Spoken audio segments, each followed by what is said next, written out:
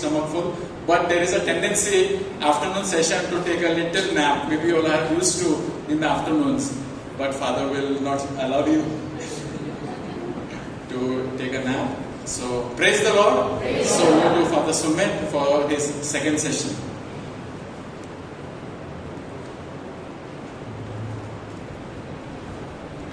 How are you all feeling now?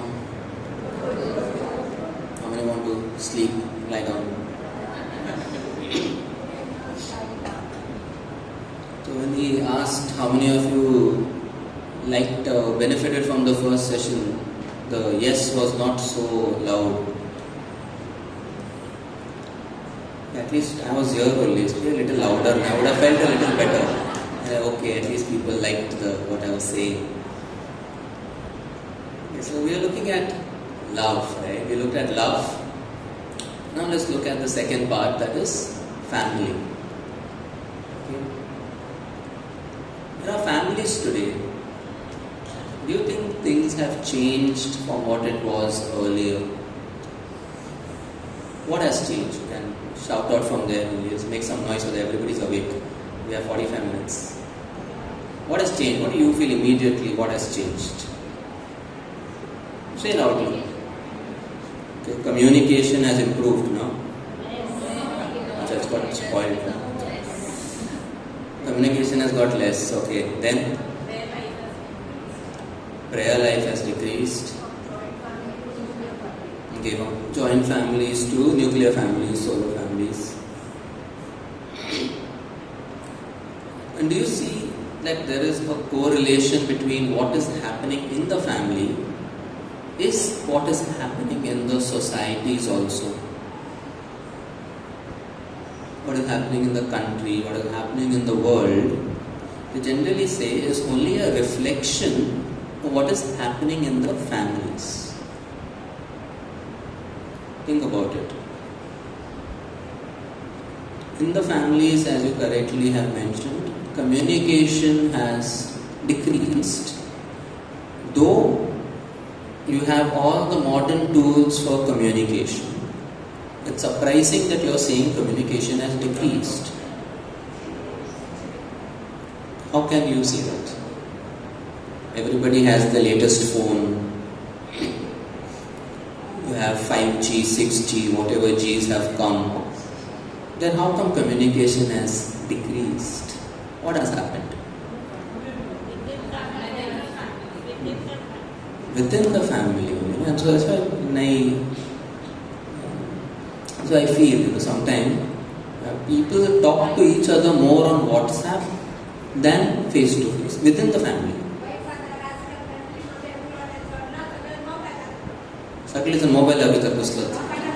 And it's not only youngsters, okay? It's not only youngsters who are with their phones, adults are with their phones.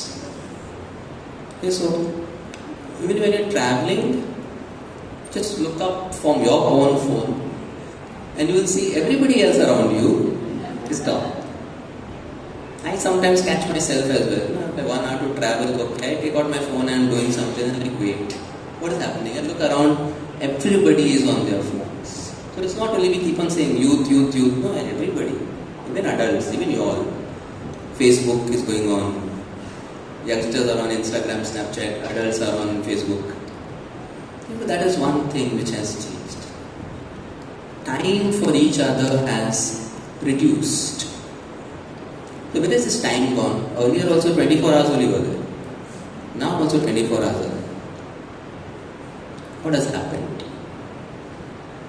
And so it's not to point fingers at each other or blame. Generally that is what happens. Say the youngsters or these youth are like this or children are like this. It's easy, we always just point fingers and say, okay, done. My job is done. Ask yourselves today, what can you do to change the situation? I'm not here to give you a talk about ill effects of social media and what the mobiles have done and all that everybody knows. Let us look today, what can you change? As I mentioned, if after so many hours of sitting here and listening, if nothing changes, all this was just a formality. So if communication has reduced, if time for each other has reduced, what can you today decide to change so that your life at home improves? And if you don't decide that today, right now, nothing will change. It will be the same. You all will go back. Everything remains the same. And when you look at families, why, like there is this thing they say, how many of you all have been to Lonavala? Kandala, Lonavala, how many of you all have been? No, that's it. It is nobody, you all don't go out. People behind have never been to Kandala, Lonavala, ever. Okay, you all go abroad or directly. You all don't go local tourism is not encouraged. Go abroad. So there is something called as fudge. You all know fudge, no? So families are like fudge. Mostly sweet, but with some nuts. Make sense? Families are like fudge. Mostly sweet, but with a few nuts. So all our families are sweet, but all of our families have some nuts also. Some nuts, those nuts, the eating nuts. So those who didn't get what I was saying. Same thing. That we need to understand that as all our fingers, the 5 fingers of our hands, are not the same, right? All our family members will not be the same. Therefore, it's important to ask yourself, since majority are adults here who are parents, grandparents, do you understand your children and your grandchildren? Whenever I listen to confessions, mostly it's about interpersonal issues. Most of the things which people share, it's about interpersonal issues. Young people, youth will come and say, I'm finding it difficult to understand my parents, they don't cooperate with me, there are constant fights, or parents are fighting, I can't live properly. Parents will come and complain about the children. My daughter is like this, my son is like this. All same thing goes on. As a priest, I have no option, I have to listen.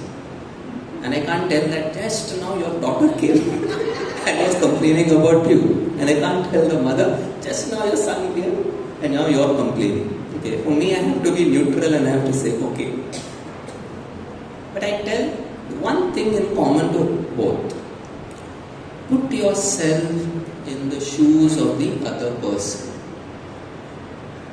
So if you're the mother, put yourself in the shoes of your child. Imagine what life is like for your daughter or your son or your grandparents. Imagine waking up, going to college, studying this exam, that exam. Imagine you have to do all that. Same thing I tell the young people. Imagine what life is for them. What life is for your parents like. Getting up, going to work, problems at work, again traveling, come back, come home, again this ghar pe kit is there. So the moment we begin to put ourselves in the shoes of other people, our perspective to life changes. And the change in perspective is what is the most important thing in life. Will your problems change? No. Will the nature of people change? No. Everything remains the same. Correct? Practical thing.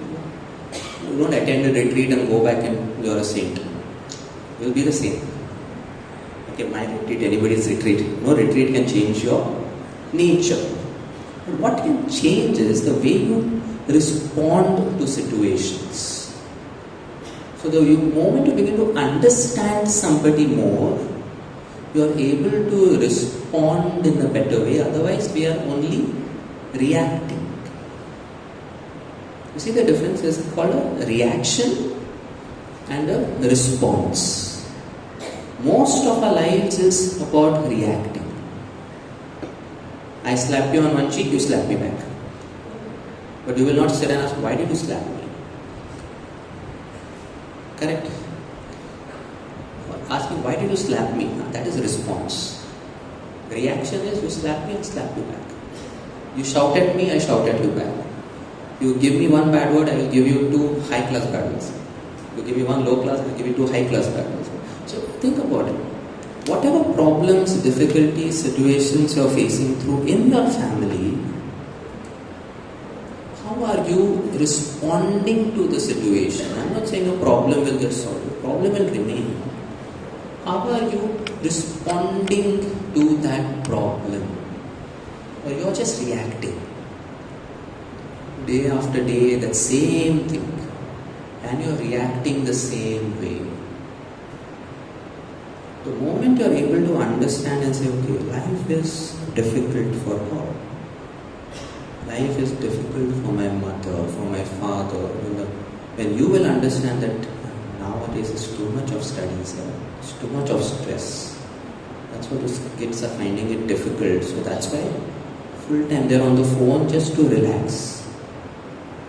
The moment you begin to understand that, you will understand your child better. Otherwise, like how auntie said, full time mobile घेऊन बसतात काय करतात ग तुला? Full time with the phone, we don't know what they are doing. It's natural. All of us respond, react in the same way. So ask yourself today, when you go back, okay, or even now when you have time, especially during adoration, ask yourself, look at each person in the family and see what you like about that person and what you don't like about that person. Liking, okay. What you don't like about your son, what you don't like about your daughter. Doesn't get up on time, keeps everything there only, doesn't do any work in the house, does not listen to me. Okay, all these things. Now, ask yourself, do you understand her? Are you responding to her, him or her, or you are reacting? Just ask yourself that question during the adoration. Because it might turn out that nut in the family is not the other person but you. Remember fudge? Mostly sweet but with a few nuts. So what do you thought of first? Who are the nuts? Possible that nut is you. Awareness. It's easy to point fingers and blame other people, but is there something wrong with me? Is there something wrong with the way I am responding to situations? Take that up during your adoration, okay? Some other practical things which you can look at. Have your meals together as far as possible, at least one meal a day. Now, lifestyles have changed, people go work, they come back very late, yes, understandable. At least on a weekend, have a meal together as a family. If you want to make any Lenten resolution, start from there. If there are 2 of you, only husband and wife, at least the 2 of you have the meal together. Otherwise, the food is there, that person will come warm up and eat, I have to watch my serial, I have to go to sleep. Or the match is there, I have to watch the match. So she will have a food, it's okay. It makes a difference when you will have your meal together. Second, pray together. But I remember my mother used to work and I used to come back when I was working.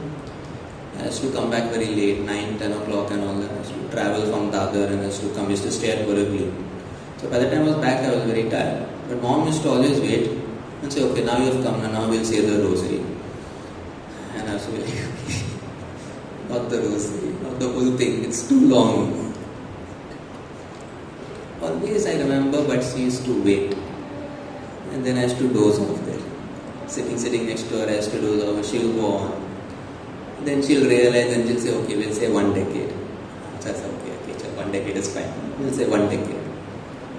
But pray together. Even if you just say the Angelus together before you all eat or before you all go to sleep, no matter how tired you are, or no matter how bad a day you have had, make that decision as a family that you will say one small prayer together. And you will see it makes a difference in the long run. Immediately you will not feel anything, but yes, small prayer. 1 decade of the rosary, full rosary is very long. Okay?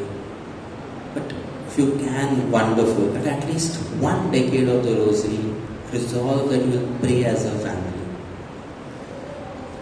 Celebrate small moments. Appreciate your children. Children appreciate your parents. I have people whom I speak to and they say that my parents, I don't feel like a child of my parent because my parent, my mother or father loves other children more than they love me. I have heard this, youth telling me, my mother always talks about that one and this one is that way, that one is that way. I feel like she's their mother, not my mother.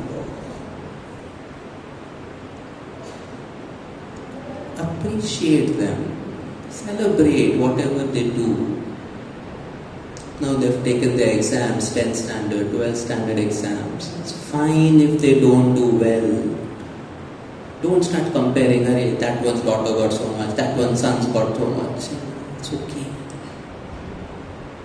Love them, accept them the way they are.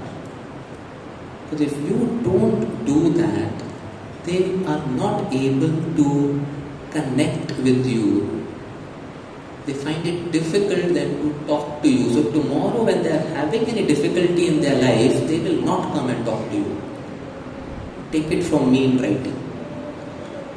In these growing years, if you don't establish that trust with the youngsters, with your children, wherein they can come and share with you their difficulties and challenges, as they have grown up and they are having difficulties, don't expect them to come and tell you anything. Okay?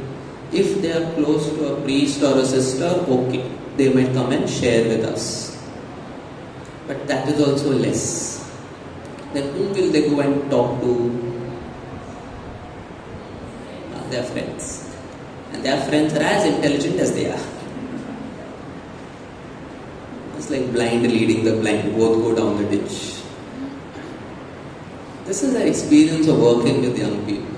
They don't have people to talk to. They find it difficult to trust people. Why can't you tell your parents, where I go and tell my mother and daddy all these problems? They don't know. Think about your families. Does your child trust you? Difficult questions to ask. Ask yourself, does your child trust you? Have you understood your child, supported your child, so that now when your child is having a trouble, he or she can come to you and not be judged, not to be shouted at? It's difficult. But if we don't make that change, that's why I said, putting yourself in the shoe of the other person, the families will keep drifting apart. And the last point about families, especially for parents, it's your responsibility of bringing them up in the faith. Which most of the time when I have seen, kids today, they are going for tuition classes, swimming classes, dance classes, this class and that class, but they can't come for altar service. This was the case here, when I was here, this is the case in Holy Family also, where I am there now. parents have the time and the money to enroll their children in all the possible classes and the tuitions. Their children are attending tuitions till 8 o'clock, 9 o'clock in the evening. So there is no point of organizing any in the church because children are not there. They are in the house of the tuition teacher. Who has put them for tuitions? You. So tomorrow when they grow up and they are far away from the church, don't blame us priests. Blame yourselves. Because you all never send them to church. Immediately after the first Holy Communion gets over, attendance for catechism drops. Why? Same thing happens with confirmation. If for 6 months or 7 months of your confirmation classes or first Holy Communion classes, if you can be behind your children and send them, what happens after they receive confirmation and communion? Why do they stop coming? They're staying in the same house with you now. Or they change their houses. You see? Who's to be blamed? You. So this is what we are experiencing over a period of years. Why there is a deterioration is we are stepping away from the church, we are stepping away from God. Right from childhood, tuition classes are more important than catechism classes and altar service. And then when they grow up and they are not responding to you and they are fighting with you at home, ask yourselves why this is happening now. You have sown the seed, you are bearing the fruit. Ask yourselves, are you bringing up your children the way you promised you will bring them up during their baptism? Bring them up in their faith. Are you insisting on them following the faith? This is some things for you to ponder upon your own family lives. The second thing, an important thing in the family is the institution of marriage. Right? In Genesis, the Lord God said, "It is not good that the man should be alone. I will make him a helper as his partner." All of you have heard this. What does this word helper mean? English translation, again, we have a problem. So if I look at it correctly, it is not good that man should be alone, and therefore I will make him a helper as his partner. So the woman is the helper. Means woman has to help the man. Correct? Written. It's there in the Bible. And so when you look at relationships, marriages, why is there a difficulty and why are so many marriages failing today? It's because people don't understand what a marriage is and what the role of a man and a woman is. Even today people believe that a woman is inferior to a man is superior, the woman should listen to the man should not listen to the woman. Why? Because it is there in the Bible. And I get all these things. So what is this helper? Once you understand this, the way you will look at your spouse will change. The Hebrew word used there is ezer. Ezer, okay, which they translated and made it helper. So what does this ezer mean? Ezer means somebody you will go to when you are in deep trouble. If you are about to die, that one person you will call, whom you know, whom your life depends on, who can save you. Now that is ezer. Somebody you cannot live without. That is ezer. And so God says that Man should not be alone, I will make him a Ezer, means your spouse is indisposable. Your spouse is more important than your own self. And therefore, when we say in the marriage, if this idea, if you don't have, that my wife or my husband is more important than me, the marriages will not be that successful or happy or what they are supposed to be. Have you treated your spouse like an Ezer, like somebody who is close to you, indisposable, the most important person in your life? Or is your spouse just there, actually a helper? Just for a minute, just close your eyes, and those of you who are married or are in relationships, look at your spouse, bring your spouse to mind and ask yourself,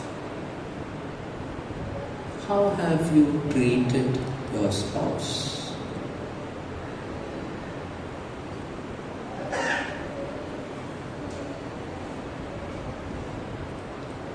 Have you treated your spouse like a helper? Like somebody who has to be with me and help me and get me this and get me that? Or somebody whom I have to just work for? Or my spouse completes me? There is something I cannot do by myself, and therefore God has blessed me with my husband or with my wife.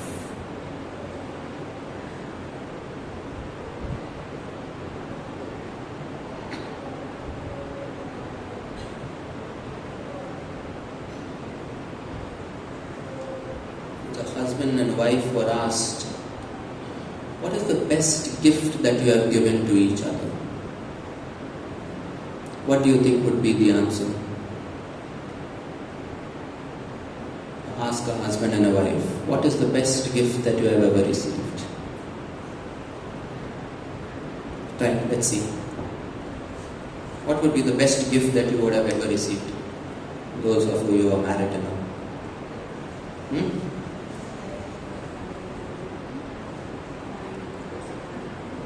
Okay, so availability. Okay, availability. Best gift husband and wife can give each other is availability. Okay. What else do you have? Caring for each other. Okay. Understanding, caring. Time for each other. Right? Standing together in times of difficulties. You see, these are the things which are missing in relationships today. Going back to from what we began with, ghosting, orbiting, cushioning, and now we are talking about marriage. You see the difference that has come in. I'm talking about Ezer. I'm talking about somebody you cannot live your life without. And here we have cushioning. If I can work with you, you are there. If you are not there, you are there. You see what the world has become. And as Christians, it is our responsibility to bring back this element in our relationships. For the young people who are here, ask yourselves, are you ready for a commitment? Are you ready for a sacrifice? Are you ready to empty yourself and put your partner in front of you or before you, before your own needs? If not, don't get married. Don't get married. You're not ready for marriage. And for those who are married already, and you still feel that no, my needs and my wants and what I want is more important than what you want, please go back to your vows, read them properly. Do like a refresher course and understand that your marriage is not for you, it's for your spouse. You are not married to yourself, you are married to your spouse. What happens between a husband and wife affects the children. What affects the children affects the family. What affects the family affects the whole of society. And so, some things you might not like listening to. Might be hurting here and there, might feel a sense of guilt, or you might feel a sense of, okay, I don't know what to do or how do we respond, but start addressing some of those difficulties. And as you come to the end, the last part, what I would say about, and in terms of what can you change now? Okay, we have looked at all the issues and the difficulties.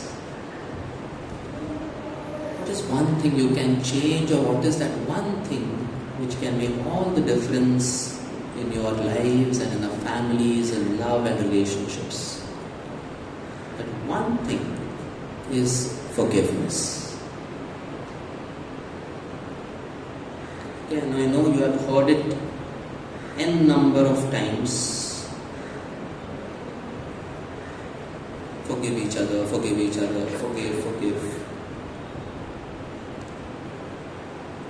Have you really forgiven? Again, going back to confessions, always there is one old uncle or auntie who will come to me and will confess about something which has happened 10 years, 20 years, 30 years ago. वर्षा पहिले ये झाले आणि पुरा हांवें कुमसार करून आता म्हजे prize आला तो म्हाका कुमसार करचो. So many years ago this thing happened, that thing happened, I never confessed it, and now I'm about to die, so I'm just coming here to confess this. I will feel a little better. You are smiling and laughing, okay, but imagine carrying that burden with you for those many years. If you are coming for confession now, means it is affecting you.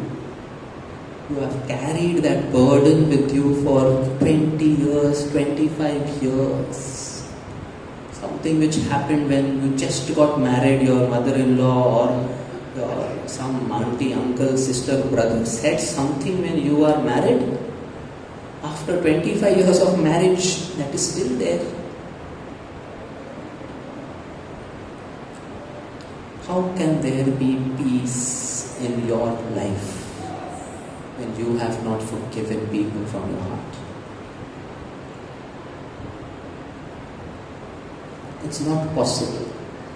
So no matter how many prayers you'll attend, how many adorations you'll come for, how many masses you'll attend, how many St. Anthony novenas you will do here, or adorations, if you choose not to forgive,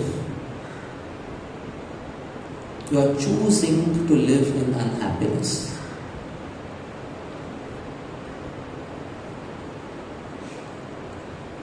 Choosing my words carefully. You are choosing not to forgive. When I say, what is love? What is agape love? Agape love is a choice. It's a decision. So you have to decide, make a choice to forgive. And when you are able to do that, then you will see the difference it makes in your life. Otherwise, it is something you keep on hearing, forgive. And sometimes you would have even taken it up in your prayer and said, okay Lord, I forgive that person. But what is the test for forgiveness? How do you know you've actually forgiven somebody? When that person comes in front of you what do you feel?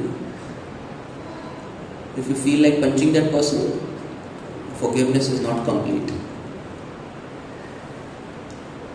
When the person comes in front of you and you walk away from the other side, forgiveness is not complete. You would have sat in the Blessed Sacrament and you would have said, Lord, I forgive him. But after the prayer, when you came out, that person was coming from there and you chose to go the other way. Forgiveness is not complete. True forgiveness is when that other person will come in front of you, you will greet. Hi, hello, how are you? Everything is okay, fine, yes. And you will walk in peace, not with anger, not with frustration, but in peace. If you choose not to forgive, I will meet you in confession sometime. I will give your example in another mission somewhere. So eventually this is what it is, my dear friends. Love is a choice. Love is a decision. Forgiveness is an important and essential part of every relationship. Parents have to forgive their children, children have to forgive their parents, spouses have to forgive each other. What happens if the other person is not ready to forgive you? You say, Father, I am ready to forgive. I have tried also, I have gone and tried to speak to that person, but that person does not want to speak to me. Then what?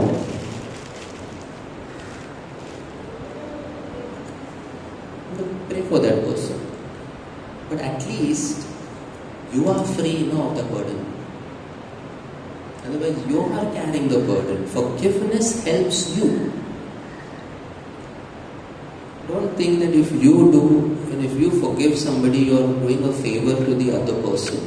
No, absolutely not. You are doing a favor for yourself. Ask yourself right now, whom are you angry with? Is there somebody who has hurt you, upset you, made you angry, spoiled your name perhaps, betrayed you? Is there somebody like this whom you are not forgiven? How many of you got a name or a face immediately? Can raise your hands of somebody you have not forgiven? And think of someone. Nobody. Okay, thank you. Okay, 2, 3. Here, you have forgiven everybody. There is somebody there behind. There are people still left to forgive or no? You have forgiven. So they didn't need the retreat actually, Raymond. Retreat was not needed. They have already forgiven everybody. They are at peace in life. So when you pray the adoration, bring these people in mind. Place them in front of the Lord and ask the Lord to give you the strength to forgive and make a choice to forgive. That is the most difficult thing to do. To actually and truly forgive from your heart, so that when that person comes in front of you and asks for help, you will help. Not walk the other way. And that will give you a real freedom. That will give you a real peace. So eventually your agape love has to become a part of every relationship. You are married to your spouse, you have to give an agape love to your spouse, because you will have to choose and decide to forgive your spouse every time.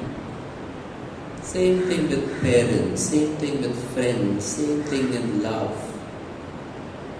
choose and make a decision to forgive and to love. Let us now, as we come to the end, let's close our eyes and bring to mind somebody who you have not forgiven. Somebody who has hurt you, somebody who has betrayed you, somebody whom you are angry with.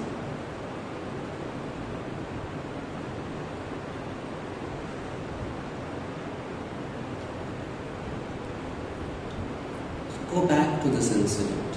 What really happened? Relive it, replay it in your mind.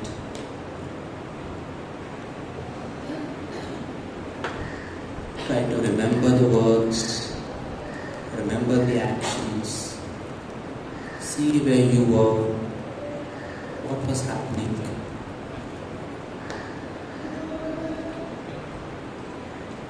Experience that pain, experience that hurt, experience that betrayal or anger or shame or embarrassment.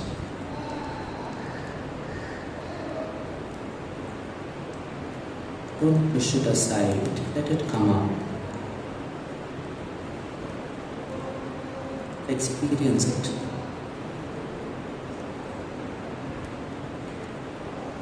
Let it come up, don't suppress it. Feel it, cry. If you feel like crying, cry. If you're feeling angry, clench your fist. Feel it.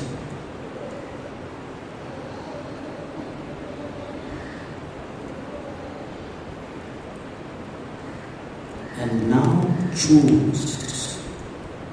Look at Jesus in front of you. Imagine He's there on the cross. Talk to Him and tell Him, Lord, give me the strength to forgive. Give me the strength to forgive this pain, this hurt, this embarrassment.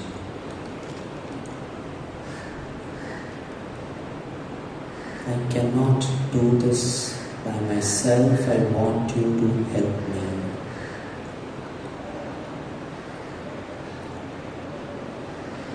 Help me, Lord, to choose to love this person. Even though I don't like this person. Even though this person has hurt me, betrayed me, give me the grace to love.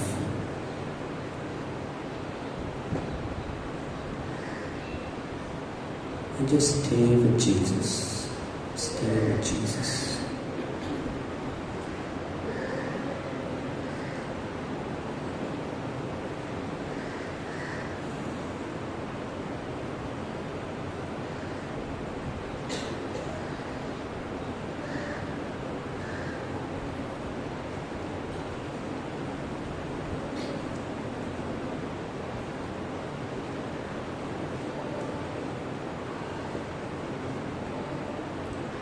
Gently open your eyes. This, my dear friends, is what everything is all about. It's a very short time, so during adoration, repeat this exercise. You will have the Blessed Sacrament exposed in front of you. Repeat this exercise. Bring that person to your mind. Bring that pain, bring that hurt to your mind. Live it again. Feel it.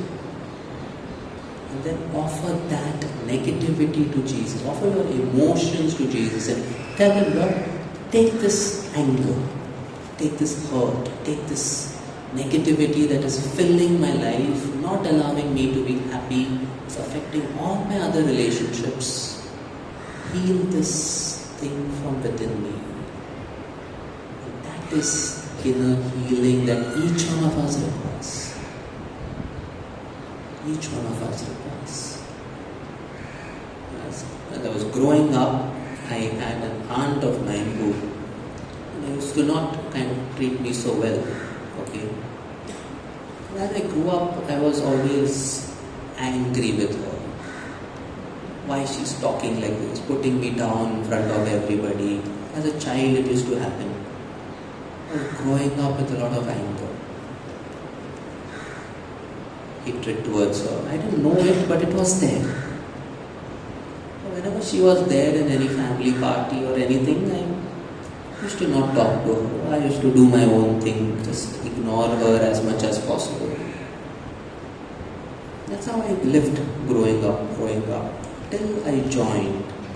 And then when these kind of courses were given to us, or we were going through sessions, and that's when I realized I actually don't like her. Because of what she has done to me, like not willingly, of course not. Unwillingly, she used to pass some comments or taunt me or say something in front of others. Unwillingly for her. For her, it didn't matter. She didn't even know, I think, what was happening to me. She used to just say it and go. But how it was affecting me, only I knew. I joined at the age of 25. So for 25 years, I was carrying that hurt, anger, pain within me towards my own art. When I did some exercise like this and I realized how stupid I have been, it's okay. I forgive her. And today now when I look at her and I meet her, I am able to talk to her, share with her, be normal. Earlier I used to just look here and escape and not talk to her, avoid going to her house and all those things. Now I feel completely okay. This is what forgiveness is. And this is what will happen in your relationships also. And it's a liberating feeling. You feel much, much lighter. You feel much, much happier. Okay, so if you all have anything to ask me, and almost time now, something which you all want to clarify or clear or express or share anything also, a small testimony, anything, you're free to share. We have, say, another couple of minutes.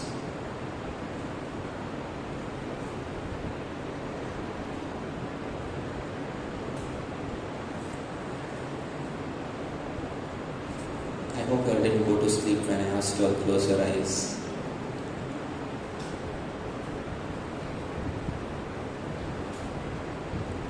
So just let me just sum up everything, okay, in short. What do you do when you go back?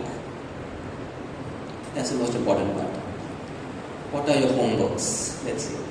First, whenever you feel angry, once you go back home, whenever you feel angry, whenever you feel upset, whenever you feel miserable or sad, you feel depressed about something, just pause, stop, and ask yourself, what is happening to me and why?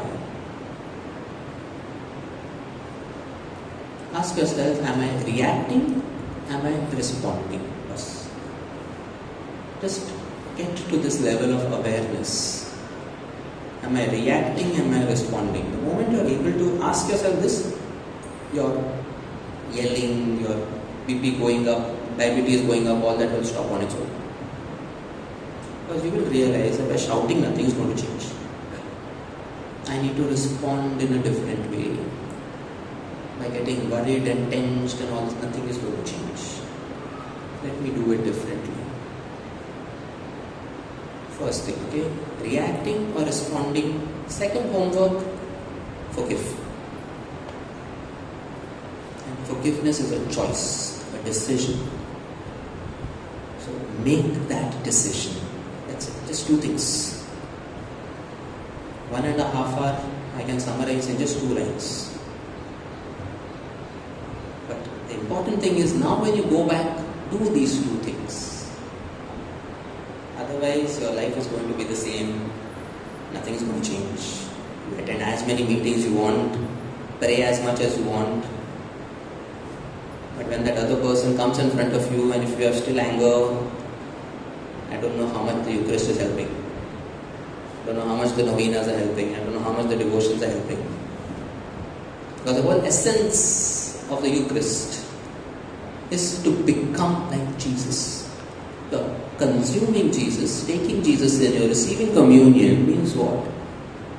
You are becoming Jesus. And Jesus forgave you.